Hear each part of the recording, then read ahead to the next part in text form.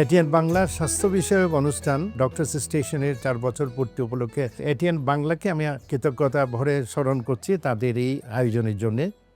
দর্শক শ্রোতা, আপনারা জানেন যে এটিএন বাংলা সারা বাংলাদেশের মধ্যে বিভিন্ন ক্ষেত্রে যেরকম অবদান রাখছেন, ঠিক একইভাবে ডক্টর স্টেশনের মাধ্যমে ডাক্তার এবং বিশেষজ্ঞ চিকিৎসকদের বিভিন্ন আয়োজনের মাধ্যমে বাংলাদেশের মানুষকে সচেতন করার প্রচেষ্টা করে যাচ্ছেন।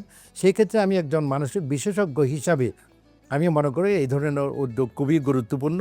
মানুষ সচেতন যদি হয় তাহলে মানুষ বুঝতে পারবে তারা কোন রোগে ভুগছে এবং কী চিকিৎসা প্রয়োজন। বিশেষ করে বিজ্ঞানসম্মত চিকিৎসা খুবই গুরুত্বপূর্ণ।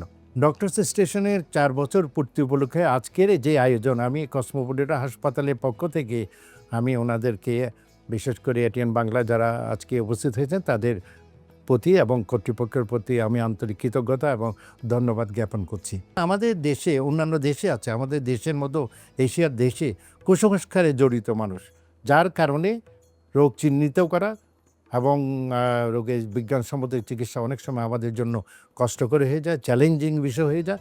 সেই জন্য আমি মনে করি কসমোপলিটন হাসপাতালের পক্ষ থেকে আমি মনে করি ছোটোখাটো এই যে হাসপাতালগুলো মানুষের সেবায় যে কাজ করে যাচ্ছেন, আমার মনে হয় আমাদের দেশবাসী বড় হসপিটালের সাথে সরকারি বেসরকারি যে উদ্যোগ, যে চিকিৎসা ব্যবস্থা হচ্ছে, এটা মানুষ কিন্তু হিমশিম খাচ্ছে চিকিৎসা নেওয়া এবং যারা কর্তৃপক্ষ চিকিৎসা দেওয়ার জন্যে।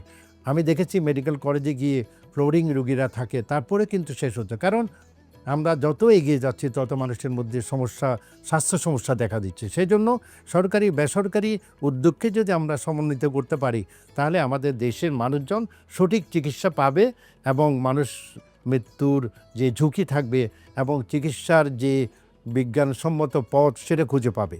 তো সেই জন্য আমি আজকের এই দিনে এটিএন বাংলাকে আমি ধন্যবাদ জানাচ্ছি, বিশেষ করে কসমোপলিটন হাসপাতালের পক্ষ থেকে।